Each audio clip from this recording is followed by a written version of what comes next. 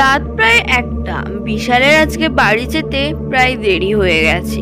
বিশাল এই নতুন office join করেছে। বিশাল এই অফিসের জন্য নিজের বাড়ি ছেড়েছে, কারণ অফিস থেকে তার বাড়িটা অনেকটাই দূরত্ব। তাই বিশাল ঠিক করলো একটা বাড়ি ভাড়া নেবে। গ্রামপুর গ্রামে একটা বাড়ি ভাড়া পায়, কিন্তু অফিস থেকে বাড়িটা অনেকটাই দূরত্ব।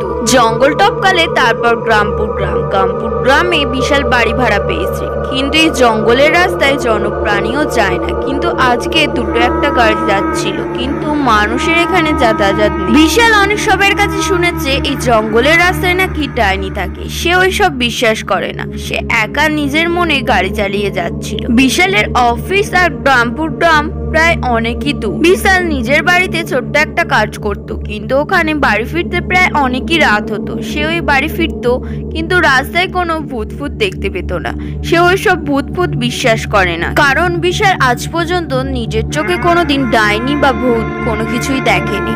কিন্তু এই গ্রামপুর গ্রামের সব মানুষ বিশালকে বলেছে ওই জঙ্গলের রাস্তাটা ভালো নয় বাবু। যদি ওই জঙ্গল দিয়ে আসো তাহলে কোনো মেয়ে বা কাউকে দেখতে পেলে লিফট দেবে না। জঙ্গলের রাস্তাটা বেশ ঘুটঘুটে অন্ধকার। কিন্তু বিশাল মনে মনে ভাবে যে গ্রামের মানুষরা ঠিকই বলেছিল, ওই জঙ্গলের রাস্তা দিয়ে জনপ্রাণীও যায় না। বিশাল মনে মনে এইসব ভাবতে যাচ্ছিল। জঙ্গলের রাস্তায় যেতে যেতে বিশালের একটু ভয় লাগে, কারণ রাস্তায় কেউ নেই। কিন্তু হঠাৎই তার সামনে একজন গাড়ি নিয়ে আসে। গাড়িতে একটা শুধু ছেলেই ছিল, আর সে হেলমেট পরে আছে। সেই ছেলেটা গাড়ি চালিয়ে বিশালের সাথে যেতে থাকে। বিশাল তার দিকে অদ্ভুত ভাবে তাকিয়ে থাকে, দেখে একটা মিষ্টি হাসি দেয়। সেই ছেলেটা হেলমেট তুলে তার দিকে অদ্ভুত ভাবে তাকিয়ে তারপর বলে যে পেছনে আমরা যে বসে আছে তার শাড়ির আঁচলটা অনেকই বড় হয়ে গেছে, চাকায় আটকে পড়ে যাবে। বিশাল এই কথা শুনে বিশাল ভাবতে থাকে আমি ছাড়া তো আমার গাড়িতে কেউ নেই। তারপর বিশালের ডাইনির কথা মনে পড়ে যায়। ভয়তে থরথর করে কাঁপতে থাকে। ঘাড় ঘুরিয়ে দেখে যে তার পেছনে ডাইনি বসে আছে। ওই ডাইনি যাকে ধরে তাকে আর ছাড়ে না, তার সাথে